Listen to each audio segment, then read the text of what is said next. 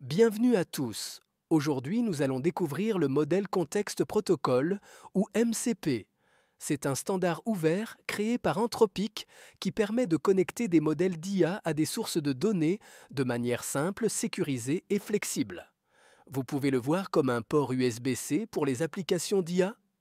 Pourquoi MCP est-il nécessaire? Actuellement, les données sont souvent enfermées dans des silos. Chaque intégration entre un modèle d'IA et une base de données est faite sur mesure, ce qui rend les systèmes lourds et difficiles à faire évoluer. MCP remplace ces intégrations sur mesure par un protocole universel. Cela simplifie la connexion entre les modèles d'IA et les données, tout en rendant les systèmes beaucoup plus efficaces et évolutifs. Avec MCP, vous obtenez plusieurs avantages: des intégrations préfabriquées, la flexibilité de changer de fournisseur IA facilement, une sécurité renforcée et la possibilité de construire des agents IA complexes. Voici un schéma simple. D'un côté, nous avons nos sources de données, de l'autre, les modèles d'IA comme Claude ou GPT, et au milieu, MCP agit comme un connecteur standardisé.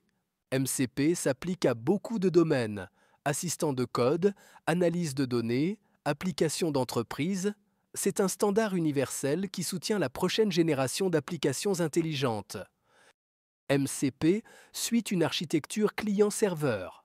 Le client initie une connexion au serveur qui gère l'accès aux données. Cela permet de garder une structure claire et modulable.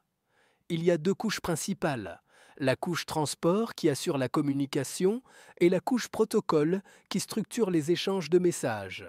MCP utilise 4 types de messages: les requests qui attendent une réponse, les résults qui sont les réponses réussies, les erreurs en cas d'échec et les notifications qui n'attendent pas de réponse.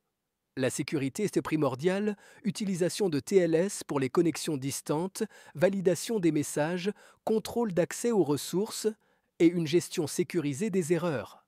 Pour vous aider à implémenter MCP, il existe des SDK prêts à l'emploi en Python et TypeScript, ainsi que des serveurs MCP déjà construits. MCP peut utiliser le transport par Stdio pour des processus locaux ou HTTP avec serveur Sent Events pour des communications réseau.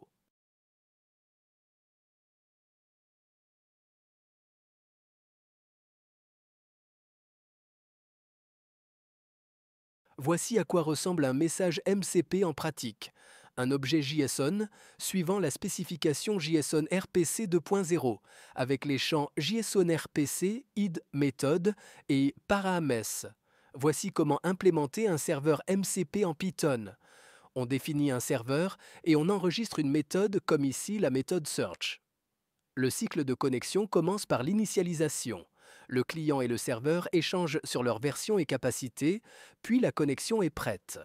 MCP suit des standards d'erreur précis: erreur de parsing, requêtes invalides, méthode non trouvée, avec toujours en tête la protection des informations sensibles.